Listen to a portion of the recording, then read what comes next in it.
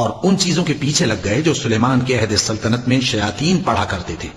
اور سلیمان نے مطلق کفر کی بات نہیں کی، بلکہ شیطان ہی کفر کرتے تھے کہ لوگوں کو جادو سکھاتے تھے۔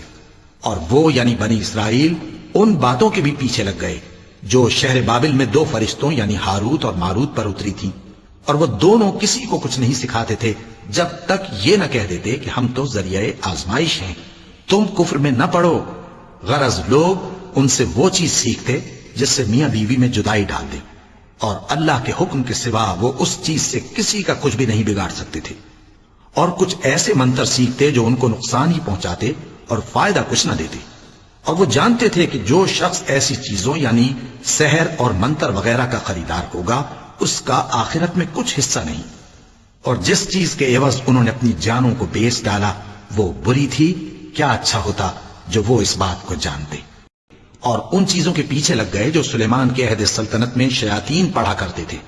اور سلیمان نے مطلق کفر کی بات نہیں کی، بلکہ شیطان ہی کفر کرتے تھے کہ لوگوں کو جادو سکھاتے تھے۔ اور وہ یعنی بنی اسرائیل ان باتوں کے بھی پیچھے لگ گئے جو شہر بابل میں دو فرشتوں یعنی ہاروت اور ماروت پر اتری تھی،